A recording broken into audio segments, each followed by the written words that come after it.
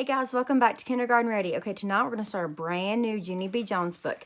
Junie B Jones and That Meanie Jim's Birthday, written by Barbara Park and illustrated by Denise Brunkus. Okay, chapter 1, Eating Cake. My name is Junie B Jones. The B stands for Beatrice, except I don't like Beatrice. I just like B, and that's all. B is my bestest letter. On account of my favorite food starts with that guy, its name is birthday cake. We had that delicious stuff at school today. That's because Polly Allen Puffer turned 6 years old, and his mother brought chocolate cake and chocolate ice cream and chocolate milk to school.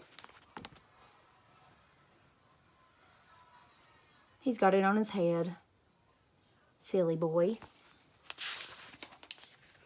She's a chocolate nut, I think. The party was very fun, except for Polly Allen Puffer got all wound up, and he put cake on his head, and then he laughed till milk came out his nose. That's called milk nose, I told my bestest friend named Lucille. Lucille is a little lady. Ooh, she said, I wish I didn't have to see milk nose, 'cause now my stomach feels upset and I can't eat the rest of my cake.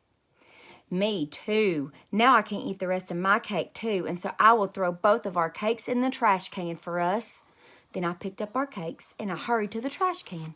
I looked all around me very careful, and then I quick ducked behind the trash can and I stuffed both those cakes right in my mouth. I rubbed my tummy real happy. Now all I need is some milk to wash it down with, I said. That's when I saw some milk sitting on the table, all by itself. I picked it up and drank it all gone. I said, that hit the spot. Just then, I heard a voice. Junie B Jones, why are you out of your seat? It was my teacher. Her name is Mrs. She has another name too, but I just like Mrs. and that's all. Mrs. has eyes like a hawk. What are you doing over there? She asked me. I'm sharing people's cake and milk, I explained, except for they aren't actually here at the moment. Mrs. rolled her eyes way back in her head. I smiled very sweet. Guess what? When I have my birthday party, I'm going to bring cake and milk too, I said. Plus also, I might bring a beanie weenie casserole, 'cause that will be a nice change of pace, I think. Well, just then I skipped over to Polly Allen Puffer's mother. Excellent cake, madame. My compliments to the chief, I said. Then me and her did a high five, only she actually didn't put her hand out, and so mostly I just slapped her on the arm. After that, I skipped back to my seat. Lucille was finishing her chocolate ice cream. She had a chocolate mustache on her lip. I did a frown at her. Lucille, I'm surprised at you, I said. You're not eating that ice cream like a little lady, and so I will show you how. But then I quick dipped my spoon into Lucille's ice cream. See, I said, see how I'm taking dainty bites of this stuff? Only just then a dainty bite of chocolate ice cream slipped off my spoon, and it plopped into Lucille's lap. She jumped out of her chair. Oh no, she hollered. Now look what you did. You spilled ice cream on my brand new dress, and my Nana just brought this to me from New York City, and it costed $95 plus tax. Mrs. hurried up to my table. She had a wet sponge to clean Lucille's dress. No, don't, said Lucille. You can't put water on this, 'cause this dress is made of satin, and satin is dry clean only. Mrs. made angry eyes at me, and I did a gulp. Who knew? I said real soft. She's upset. Then I put my head down on my table and I covered up with my arms, 'cause that's called laying low. And laying low is what you do if you know what's good for you. Chapter 2, Tapping on That Jim's Head. After the party, me and my other bestest friend rode home on the bus. Her name is Grace. Me and that Grace take turns sitting next to the window. That is good sports of us, I think. Except for sometimes we forget whose turn it is. Then we have to settle it with our fist. That's not good, is it? This time it was Grace's turn to sit next to the window. Guess what? I don't even care if you sit there today, I told her, 'cause eating all that cake made me in a happy mood.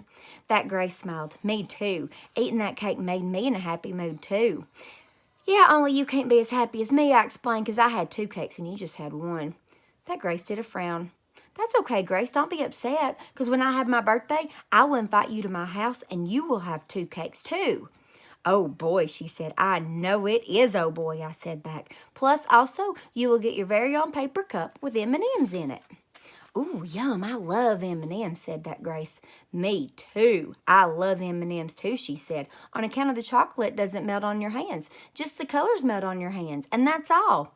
I smiled real big. And here's another good thing, Grace. When you come to my party, you will get your very own party hat. And we will play Twister. Plus, also, we will play that game where you shout bingo. Only I keep forgetting the name of that one.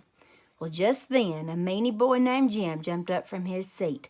Bingo, stupid, he shouted. Its name is Bingo. What a moron. Who would even want to come to a stupid party like yours? He made his voice real loud so everybody could hear. At my house, I have cool birthday parties, he said. Like last year, my party was named Clowning Around, and we had 2 clowns from the circus, and they made balloon animals and did magic tricks. I leaned way close to his face. So, I said, I don't even like clowns. Clowns are not normal people. Plus, my very own Grandpa Frank Miller, he can make balloon animals too, except for they all look like wiener dogs, only he's working on it. That Jim wasn't even listening to me. He just kept on talking about his parties. This year, my party is named Old McDonald's Farm, and a real farmer is bringing a petting zoo to my front yard, and he's going to bring a lamb, a goat, a burro, and some rabbits, and also he's bringing a real live pony for us to ride. I put my hands on my waist. Yeah, well, too bad for you, I said, because I saw all about ponies on TV. And ponies buck you off their backs, and they stumble you on the ground, and they kill you to death.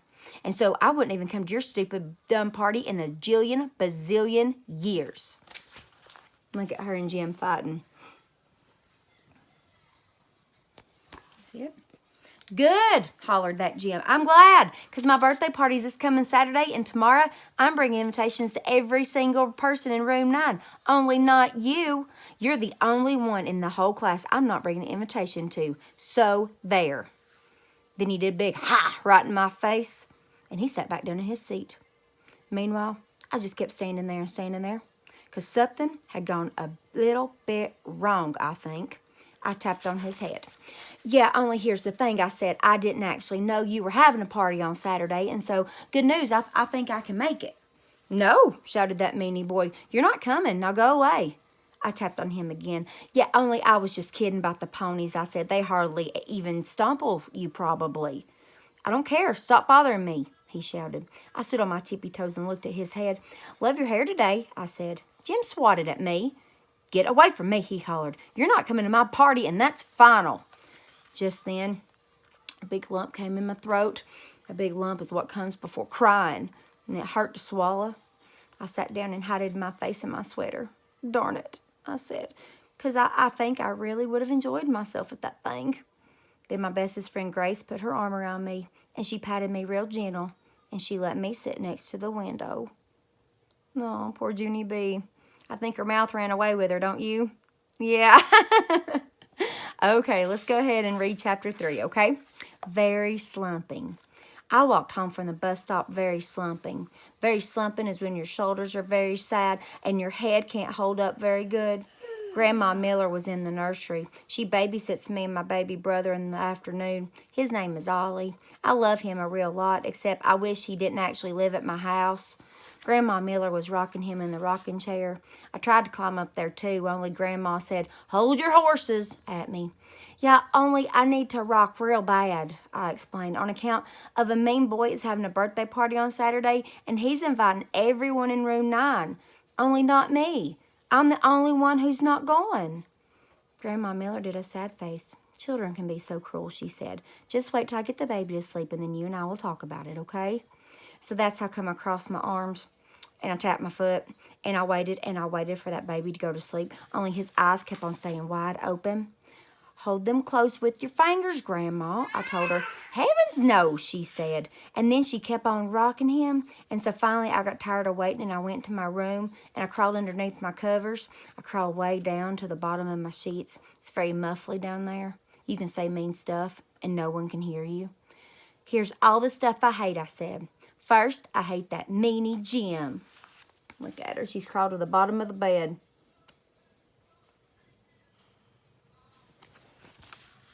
Then, I hate clowns, and Old MacDonald had a farmer, plus I hate rabbits and burros and ponies. And guess what else? We didn't actually need a baby at this house, although no one even consulted me.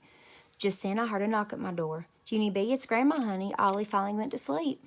She came in and lifted my covers. I called your mother and told her what happened at school, she said. I peeked up at her. And so she can fix it? I asked. Can I go to the birthday party now?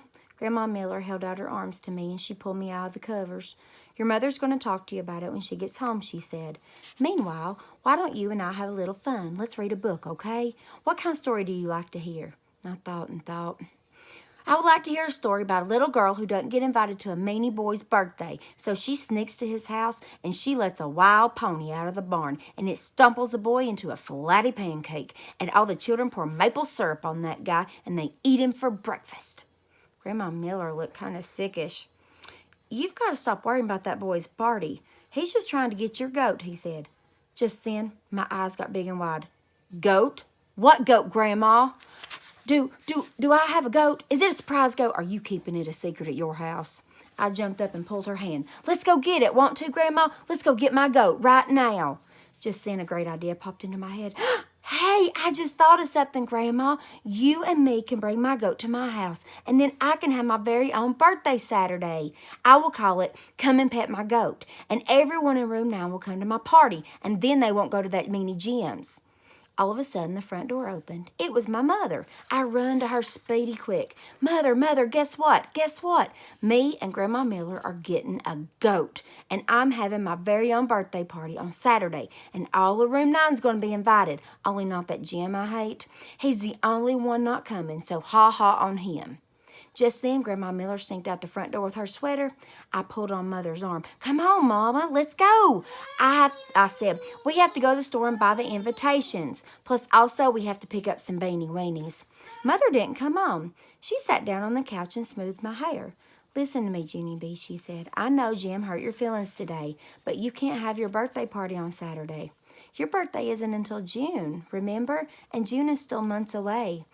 I know June is months away, I said, and so that's how come I'm moving my birthday sooner, 'cause months away will be too late. Mother picked me up and put me on her lap. I'm afraid you don't understand, honey. You can't just change the day you were born. No one can. It's impossible. I made my voice very whispery. Yeah, only here's a little secret. Nobody in room 9 even knows what my birthday is, so I think we can pull it off. Mother did a little smile and she ruffled my hair. Sorry, honey, no can do, she said. Yes, I hollered. Yes, can do. 'Cause I have to have my birthday on Saturday, or else I will be the only one who's not going to that Meanie Jim's. And that's the saddest story I ever heard. Just then, my eyes got a little bit of wet in them. Mother wiped my face with a tissue and she hugged me real tight. And she said the words, I'm sorry.